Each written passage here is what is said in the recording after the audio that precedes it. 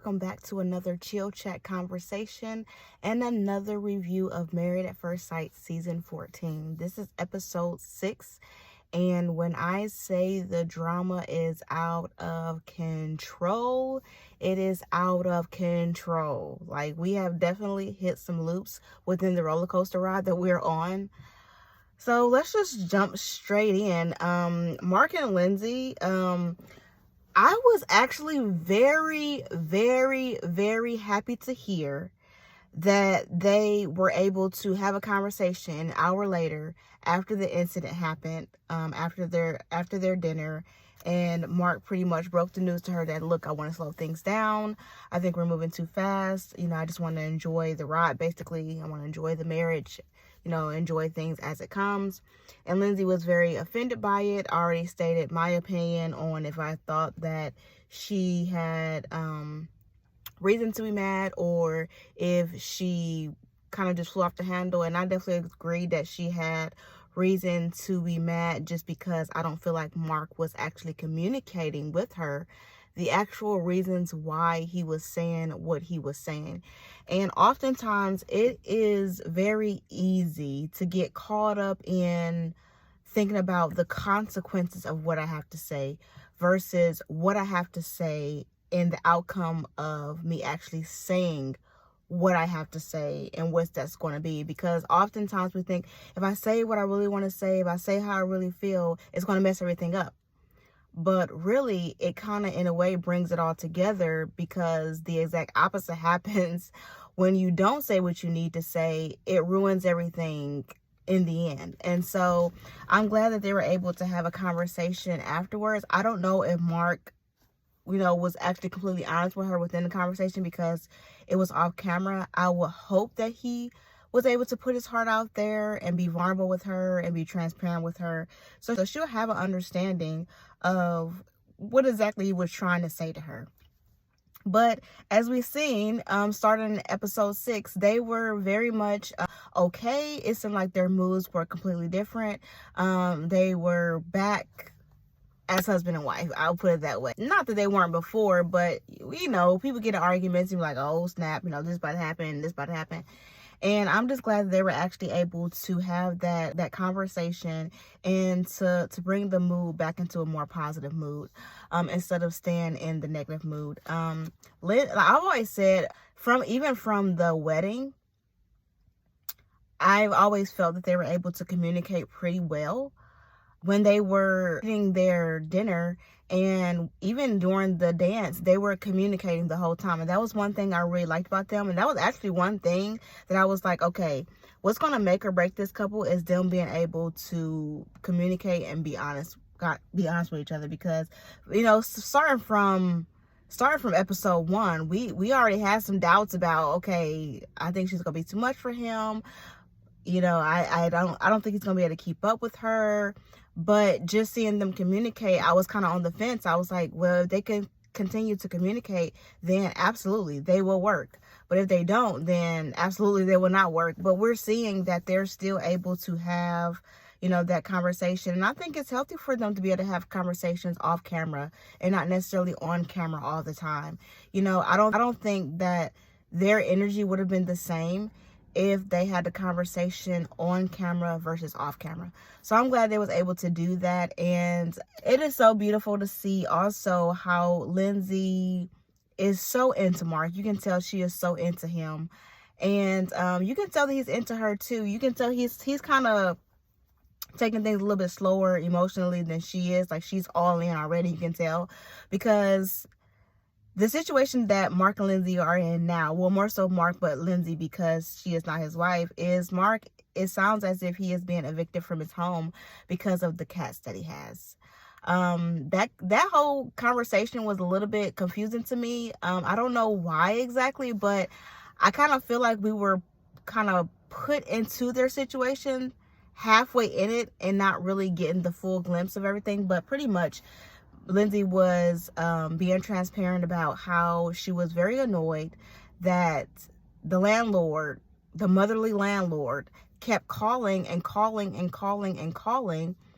And now he's being evicted for having cats. And Lindsey is like, you know what? we are us now. I got you. When we get back, this is what's going to take place. I got you. And he's kind of looking like, I appreciate your support. You can tell he didn't know what to do with it. He didn't know he should agree, or if he really could disagree with what she was saying or not. But I think it was nice how she was able to swoop in and be like, look, we're in this together. I'm your wife. You know, we got this. Like, I'm not, you know, you're not alone. You don't have to handle this by yourself. Her conflict resolution skills was very on point. I mean, I can even say, even going back to the dinner, like, I feel like the way that she even expressed herself then was appropriate. She stated that she was mad. She stated that you've now turned a romantic evening into something that wasn't romantic. She was very clear about what she was saying. She didn't hold back, but she wasn't very rude. She wasn't rude about it. She was getting a little aggressive out of anger, but it wasn't like aggressive to the point where he had reason to be scared as far as, okay, this girl gonna put her hands on me, she's so mad. It wasn't nothing like that. But, you know, I think that she handles herself in conflict resolution situations pretty well. Is she a lot? And can she be the Lindsey that showed up to her wedding drunk? Absolutely. You know, but we're seeing a more professional side of Lindsey now in episode 6. And it's just like, okay, I know how to handle my business. And that's what we're going to do. We're going to handle business. You have nothing to worry about because we're in this together. You can come to my house. You know, this is what we're going to do. She literally broke up their 2 days. Like, she had it all organized. This is what we're going to do. And then we're going to do this. And then we're going to do this. And Mark was kind of like, okay, you know. And I think from Mark's side of the coin, it was kind of like, I'm so used to being the nurturer. I'm not actually used to being nurtured. And he actually had said that in it was either episode 4 or 5, when they were having a conversation, and he was like, I feel like I've been the giver in my relationships, but I never really been the receiver in my relationships. With the kind of personality that Mark has, that is common, because nurturers in general, whether you are a woman or a man, taking on the role of a nurturer can be very hard, and it can always leave that person feeling like they're doing more than the other person, simply because they have the nurturing spirit. You know, they're going to nurture and care on a completely different level than the average person. And so I think that Mark was pleasantly surprised on how Lindsey responded to the situation. And I was actually pleasantly surprised how Lindsey responded to the situation.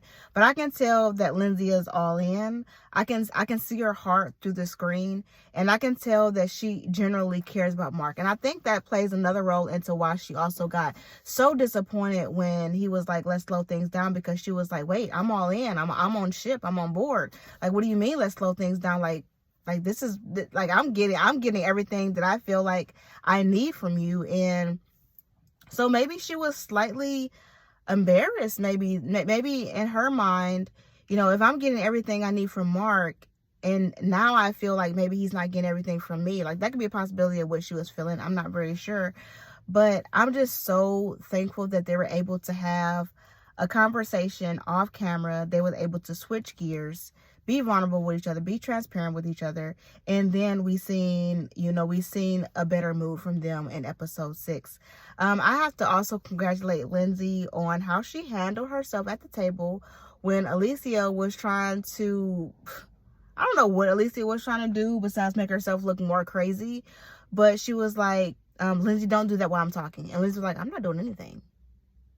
And she just continued eating. And I was actually very proud of her, because that's one thing I can tell that Mark is kind of have talked to her about already. Is like, look, you don't have to react and respond to every single thing that is thrown your way. We're going to practice some discipline together.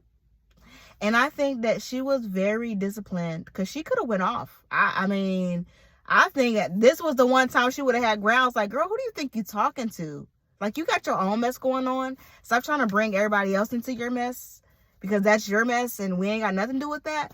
But I was very proud of her, and Mark expressed that he was very proud of her too. He was like, I'm very proud of my wife and how she handled herself.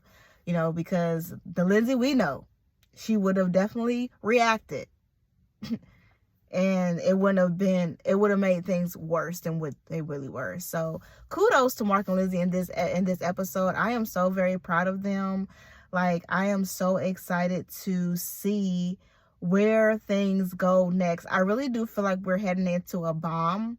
So this may just be the calm before the storm. Unfortunately, the honeymoon is over, and now they're getting ready to go back home and move in with each other. And that is going to be, this is the part of the season where I actually get really excited when they move in together, because the honeymoon, yeah, we see some things go down during the honeymoon. Just them kind of getting comfortable with each other, learning how to talk to each other, learning how to be around each other. Yeah, but they're also in an environment that is conducive to having fun activities and getting to learn each other, on an activity level.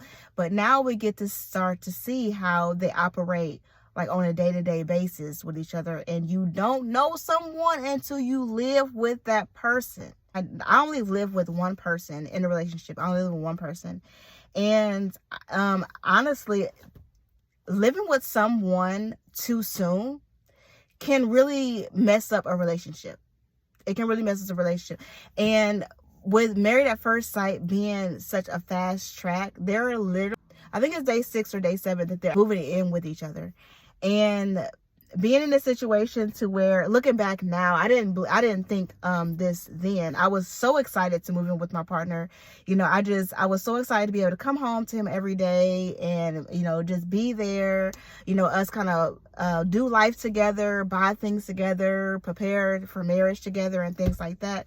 But looking back now, I can see how that was probably one of the first things that kind of got us off ship, honestly. I think us moving in together too soon was one of the factors, now that I'm out of the relationship and able to look back, because you look back on so many things and you try to see where, things were right and where things may have went wrong. And I remember after a point of time, not that I wasn't excited to live with him anymore, but it was after a point of time I was like, man, I miss driving to your house to see you. I miss the butterflies. I miss getting to learn you on the level of not living with you. And I mentioned that to him several times, when we were together. But looking back on it now, I was like, I wish we would have waited a little bit longer. I wish we would have still learned each other on that level before moving in with each other. Because I'm telling you, you got to have so much patience when you live with someone.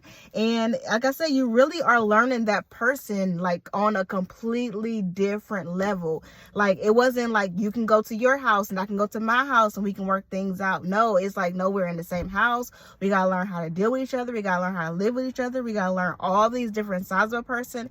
And if you do that too soon, it can literally escalate the situation and blow up in your face.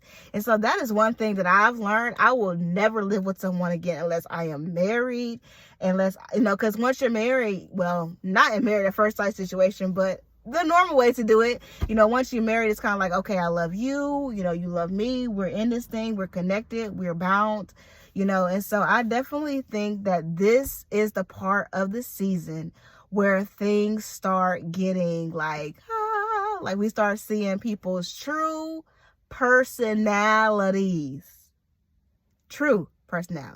But let's move on. I'm going to jump into Jasmine and Michael because they are kind of breaking my heart a little bit. Like I've always said in every single review, this couple has a soft spot in my heart.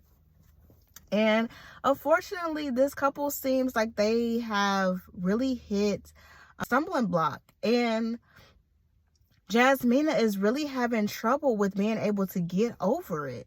Like she is holding a grudge so hard to where it's kind of like stopping their progress. Finally, went out for the activity and they were sitting at the water, and let's not talk about nothing serious. Let's just kind of have like a calm conversation, nothing really serious. And so he went back to some childhood memories and he was kind of sharing it with her and they were laughing. And then they got into the water and, they was kind of having a good time there and they were laughing and smiling. And he was like, this is the first time I've seen my wife smile literally since our wedding day. We all know that went in with the idea like, look, before in my relationships, I was not able to be vulnerable. I was not able to be transparent. I really wasn't even able to be myself. So in this marriage, I am bringing it all.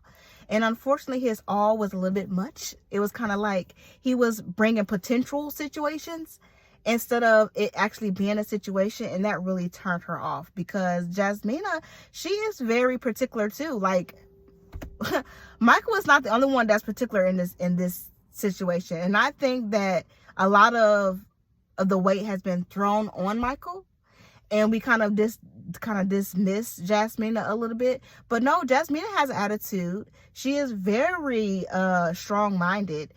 She is not very compromising either. You can tell when she believes something, it's like, okay, this is what I believe, and this is why I believe it. It's probably not going to change. And I don't know if that just came from because of what she did experience and, you know, with her mom and her dad leaving, or personal relationships that she's had before. But yeah, she's pretty hardcore in what she feels and what she believes. And we're seeing a side of her now to where she can hold a grudge.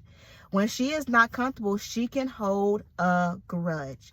And that was kind of surprising to me, because she is able to be open and honest about her feelings, you know, to us on camera, and also to him on camera, and apparently off camera.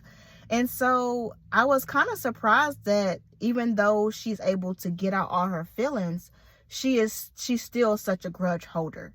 And we can see that literally from episode 2 on to episode 6, that she is just now kind of shaking off, you know, the conversations that they've had, and, you know, kind of like the view that she now has of Michael. And, you know, Michael is kind of just like, okay, I see my wrongs. I see how I can better respond to my wife. You know, I can see the things that I need to respond better to myself, the changes that I need to make within myself and for our marriage. And now I'm at the place where I just want to see my wife smile. Like, I got to see her smile. Like, things have to turn around. Like, we're getting ready to leave honeymoon. We're getting ready to live with each other. And I want to go into this, you know, with a reset. Basically, let's push reset.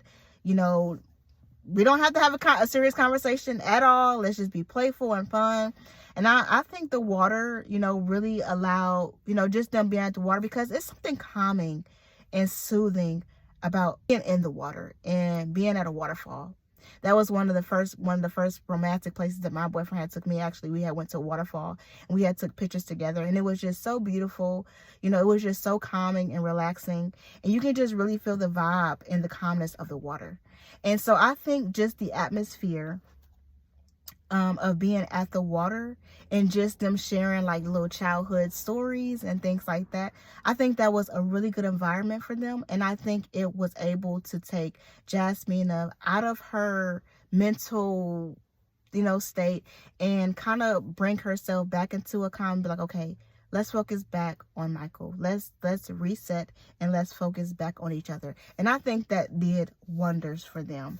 One thing that I can say about Jasmina is she gave two very different responses throughout this episode. When she was sitting with Katina and Alicia, she was very quiet. She didn't really have much to say. And I think it's because Alicia really think that she's fooling people by her, you know, being nice or whatever, however she wants to put it. She's not really fooling people at all. And I'm glad that Katina was able to give it to her straight, because she was straight calling her out. And it wasn't in a very aggressive way. You know, it was kind of like, this is what I think. I don't think that you're attracted to him, and I don't really think you've told him that. So I think you need to tell him and give him the pinpoint reasons as to why you're not attracted to him, and as to why you don't want to move forward, because we can tell that you're not comfortable in this situation, and you need to just be honest with him about what that is. And Jasmina was kind of just sitting there listening to the conversation, like kind of in her own world. So she showed a very reserved side of her. And I don't know if it's because she is so focused on, you know, what's going on between her and Michael. You know, they're not in the best of places at that point. And so, you know, she could have been just reflecting on that and, you know, just really in her own headspace about that. But she was very calm. And it was kind of like, well, I'm not going to give my opinion to something that's not going to matter anyway. And so it was kind of like, I'm not going to get into their business. You know, I'm not going to get into their business. But then the complete opposite happened when they were all sitting around the table and Chris was trying to really get some answers out of Alicia. And Jasmina kind of jumped in and she was like, look, this is y'all business. She would have a conversation with you off camera. And she was like very like direct. And I don't know if anyone else felt the way, but I didn't like the way she responded. I did not like the way Jasmina responded to the situation. I felt that for one, to go from being so quiet and not putting yourself in a situation to then go to being very assertive and then putting yourself in a situation, it was just kind of awkward to me. I don't know. It was just kind of awkward to me. And I just did not like the way she responded in that moment. I mean, I feel like she could have just kept her mouth shut just like she did when it was just them three talking. You know, I mean, I feel like they were trying to pacify Alicia in a way. And they was actually kind of making Chris sound like the more negative and mean one. But Chris is just like, look, you say we're going to have all these conversations and we never have them on camera or off camera. I just want to see the direction that I need to go in. I want you to admit to me and everyone else around me, around us, what exactly are you doing? Like, please, just admit to me what we're doing. And so I just didn't like the way she responded. But it did show us in this episode, I feel like we've seen 3 different sides of Jasmina. Quiet and unassertive, grudge holder, and assertive. And I don't know, she's just, I still don't know how to read Jasmina, to be honest. I don't know how to read Jasmina. I feel like she can be very warm at heart, but she's also very stubborn as well. I don't know. I can't really figure her out. And I don't know. I can't really, I'm trying to be able to piece them two together. And like I said from the beginning, I think they have great potential. And I think that we're going to be able to see now that they kind of is on a reset. And they're going to let the situation go. And they're going to move forward within their stuff. I'm hoping that we're going to be able to see a different side of them now. A more healthier side of them. And I'm praying that as they move in with each other, that things do get better for them and that they have more time to sit with each other and talk with each other and learn each other. Like that is my prayer for them. And I say that just because, like I said, they remind me so much of me and my ex's relationship, you know, and just speaking from that, I know what they need. Like, they need to be able to communicate with each other. They need to be able to give each other room to grow and support each other as they're growing with each other. You know, so I'm praying that as they're able to spend more time together and have more vulnerable conversations, that they'll be okay. But if not, unfortunately, they won't make it. But let's move right along to Katina and Olajuwon. This episode to me was so funny with them two, because I don't know what exactly Olajuwon is trying to prove, but he's trying to prove something. I know in the last review, I was able to see that not only is he trying to prove to everyone else that he's not a playboy, he's trying to prove to himself that he's not a playboy. And he's trying to prove to himself that he can be a good husband to his wife. But in this episode, I don't understand why he feels that he has to push her so much. I know that Katina came out and she said that, look, you know, there's going to be some times you're going to have to push me because I'm pretty laid back. I'm pretty much stuck in my ways, you know, and I can be adventurous, but sometimes I'm going to need to be pushed out of my comfort zone. And I don't know if he just took that and ran with it, because he tested her in the last episode and he's tested her in this episode. So I don't know exactly like what's going on with that, like why he feels the need to push her so much. But if he doesn't stop, he's going to push her right out the door. Like, she was being so honest, guys. She was being so vulnerable and so transparent. She's like, look, I am scared. We're getting ready to get on the horse and I am scared. You're going to have to meet me where I am. And Elijah was pretty much like, I'm not meeting you where you are. You're going to meet me where I am. And I'm going to push you until we get through this. And she was like, would you please just listen to me? Just listen to me. And if he doesn't learn to listen to her,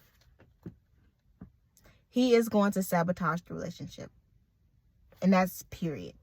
He is going to sabotage the relationship. Even if he's coming from a good place, when you push somebody so much and so far, they have left to do is break. And from how he's starting off, he's pushing her too much. And he's not listening to what she's saying. Listen to her. He's not, it's like he was finally able to be like, okay, I was wrong.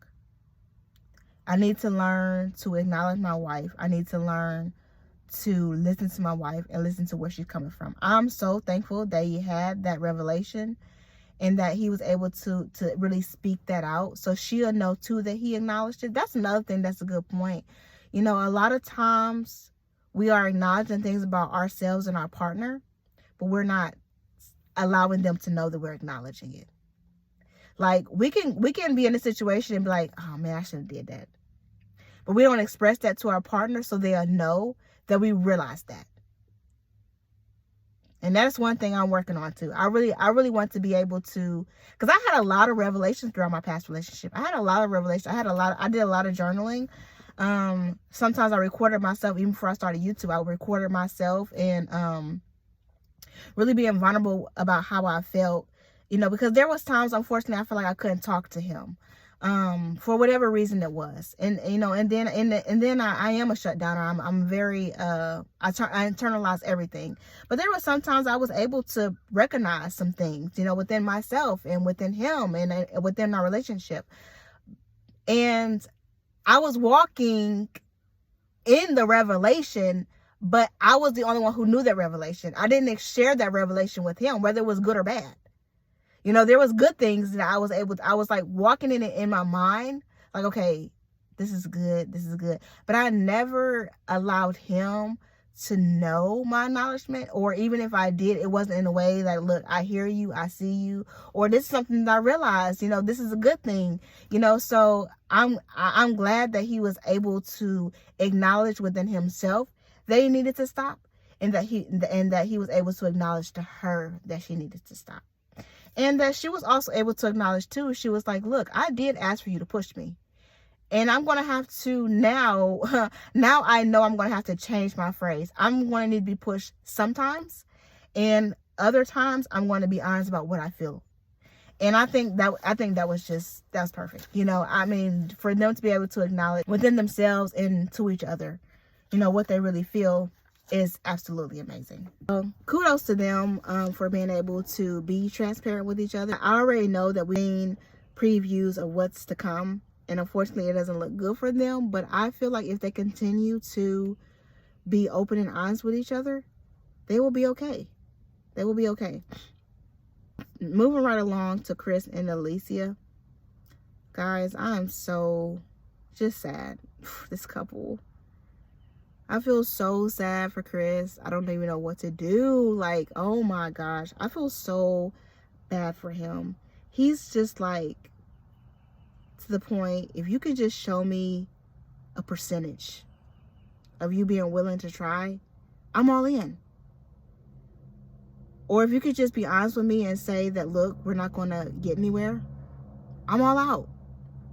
Please just tell me what is going on in your head, lady. Like, she is so manipulative. Now, I've seen people and I've heard people call people gaslighter. I even been called a gaslighter myself. Someone called me a gaslighter, which I was kind of confused at, because I don't believe I'm a gaslighter. But when I say I've never seen such a big gaslighter than this lady right here, she needs to do a lot of self-reflection. She needs to do a lot of self-work, because everything that she's trying to blame Chris for is the things that she's doing herself. She's saying that he's being mean, he's not, he's being this, he's being that, but it's really everything that is everything that she's being. And she's just a big gaslighter. Like, she's a big manipulator. And she is not willing to give this marriage a chance. She wasn't willing when she first seen his face. When she first seen his face, she was already over it. And that's just the truth. But she's not willing to admit that to him. She's not. She wants the experience. She wants the experiment. She done went from one thing to the next, y'all. She is there to be with, to make friends. She ain't trying to move in with this man. Chris was like, look, it's getting to the point where we're going to have to move in with each other. And we need to figure out what exactly we're going to do. And she's just like, well, we both know that we're not comfortable with living with each other. So, and he was like, no. I am moving into this apartment and you can make up whatever decision that you're willing to make up. Wait, what? How come you're able to decide who's moving to an apartment and not me? And it's like, we're moving into the apartment as a part step of this process. You can either move in or you don't have to move in. But I'm moving in because this is the next part of the process. I don't know what you're doing, but this is what I'm doing. I don't want to live with him. I don't want to. And she is just so childish. I can't even talk about with her without being mad at this point, because she is everything that I wish no other woman is, to be honest. Like, and she's trying to convince herself that she's a good person. I'm not saying that she's not a good person, because even Chris said during the times where she's actually being just positive, she's actually a really cool person to be around. And that's coming from his mouth. So I have no doubt that she can be a good person. She's just the kind of person that I'm a good person when I'm comfortable, and I'm not a good person when I'm not comfortable. So she's very conditional. She's a very conditional person. Either I like you or I don't. And you're going to see that I like you, and you're going to also see that I don't like you. That's the kind of person that she is. And that doesn't work in their relationship, and it doesn't work in the marriage. And unfortunately, Chris is having to go through all this unnecessary drama. Every time he tries to talk to her, she walks away, or she makes up a reason as to why she can't express herself. I don't feel comfortable having this conversation, and now you're pushing me, and now you're being disrespectful. And it's just like, no, he wasn't being rude, or he wasn't being disrespectful. That's what you're being. You just don't want to be honest with him.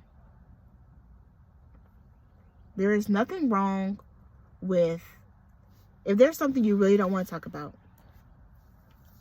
there's nothing wrong with, like, being like, I still need time to process, and I'm not ready to talk about this conversation. I'm not ready to have this conversation. That will be better for her to say than her to keep saying that she doesn't know her answer, or she doesn't know what to say, or that she's not ready. I mean, like, she's making all these excuses, going all around the bush. She knows exactly what she wants to say. She knows exactly what she feels. She knows exactly what she wants to do and exactly what she don't want to do. But because she still wants to be with the girls, for whatever reason, she still wants to go through, have the experience of the process without her husband. She's trying to go through the process single, without her husband. She's not willing to say what she really feels. And Chris is just like to the point where he's like, if you can just give me an ounce of something, I'm willing to stay in the ring. But I can't even fight with somebody who ain't even in the ring. You're saying that I'm being mean and I'm doing all these things when we're not even in the ring together. There is no fight. I don't know. This couple is just, I mean, I don't even know if what I even said about this couple even makes sense in this video, to be honest with you, because I'm so confused by it. And I just feel so terrible for Chris. I really do. I feel so bad for Chris. And I'm gonna leave that there. I think that Alicia, she needs to do a lot of self-reflection. And also too, before I end this, I think that Chris needs to do some self-reflection too, because being a person that has been really passive in relationships, And through that passiveness, it caused me to not express my true feelings, not express my opinions. You know, I feel like he is taking the passive route, and that's going to cause him to internalize and put the weight of their situation on his shoulders in the end. I feel like he's being very passive, and I think he needs to be able to do some self-reflection and ask himself, why am I willing to be so passive? I understand this is a marriage, and I understand he came into it with the right intentions. I'm not saying that she didn't, but what she's showing us doesn't represent that she came in with the right intentions.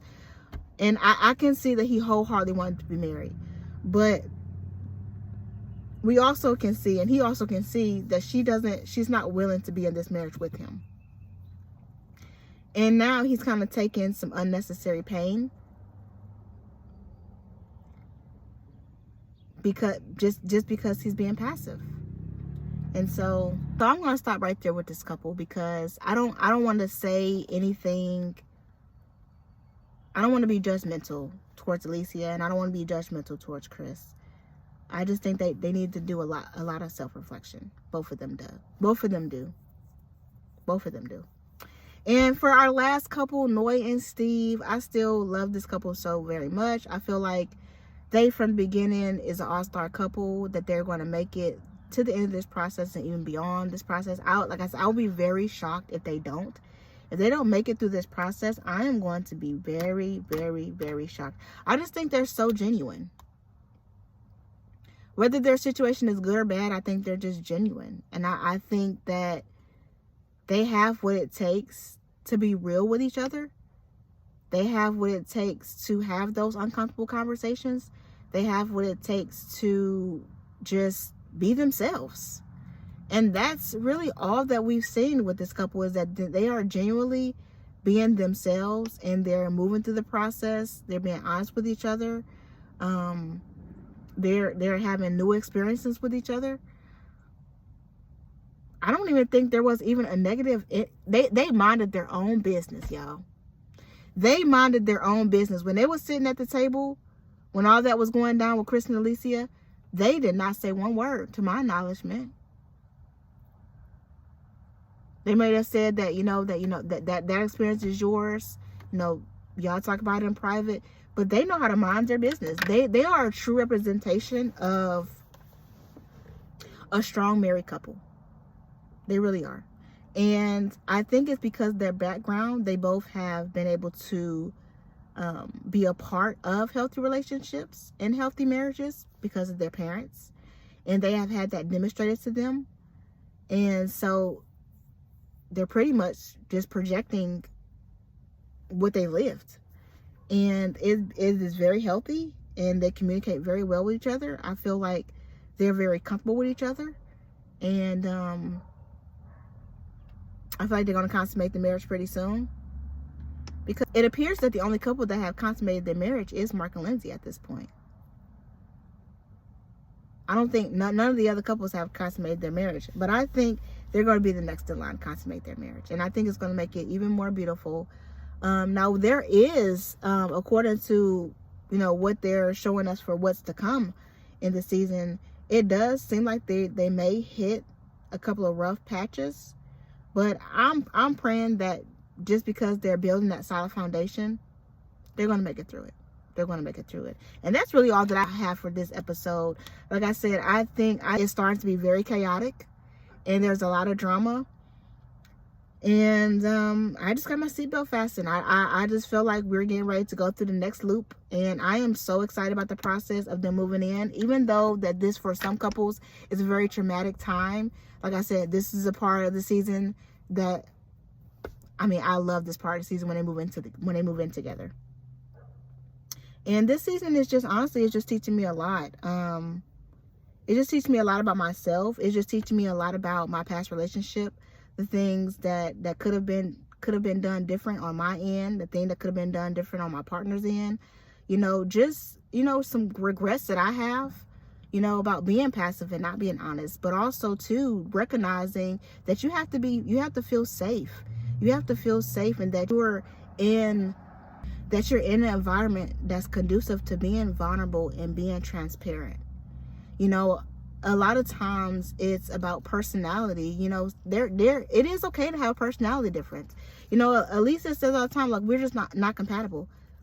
That's okay if two people is not compatible, but how you respond, how you react, and how you communicate is everything. And I truly believe that if you're willing to put in the work, those differences that you have will fade away because you're talking about it and you're communicating about it. And you're attacking the issue, not the person. And from that comes a resolution. I think Nol and Steve, they have the potential to be able to attack any issues that come their way and outcome a resolution. I think that Katina and Elijah won with their communication. If they continue to acknowledge each other, acknowledge themselves, and acknowledge each other, then they have great potential. Also with Jasmine and Michael, I think all these couples, honestly, besides Chris and Alicia, I think that all these couples, they have the potential to be good married couple if they put in the marriage work. That's the best I can say it. And I'm learning a lot from each and every one of them. Even Chris and Lisa, I'm learning a lot from each and every one of them. I know within myself, I don't want to be passive in relationships anymore. I don't want to take the passive route. I don't, because my passiveness came from fear of losing, fear of being nagging, fear of this and that, just fear of crazy stuff. I don't want to live in fear anymore. I don't want to be passive. I don't want to live in fear. I want to put in the work. I want to be like Nol and Steve. Bump that, you know. I want to be like them, you know. And so, but also too, like I want to feel safe. I want to feel safe. I want to feel love in the hard times, and I want to feel love in the good times. That's what I want, and that's what this season is teaching me, you know. And so I'm going to end it right here, and I hope that the next episode is going to be a good episode. I mean, every episode to me has been a good episode, but I don't want Alicia on the show. I wish Alicia can get off the show, like just get off the show. But anyway, guys, until next time, I hope that you have a wonderful, beautiful, blessed day. On my end, the sun is shining. It is so beautiful outside. I'm actually going to stay out here a little bit longer after I wrap up this video, but I hope that you guys can do something for self-care. That's one thing that did come out for me in this episode, is that the couples, I know they're doing a lot of activities together, but they need some time for self-care. They need some time to be able to just collect themselves, collect their thoughts, collect their feelings. And that's one thing that we don't hear a lot about in this show, is self-care. But I think the couples need some time for some self-care, especially now they're getting ready to move in with each other. And they're going to need some self-care, especially from starting now throughout the rest of the process of this season. Now they're moving in together. But until next time, you guys, I'm going to practice some self-care. You practice some self-care on your end. And I hope that you have a blessed day. Bye.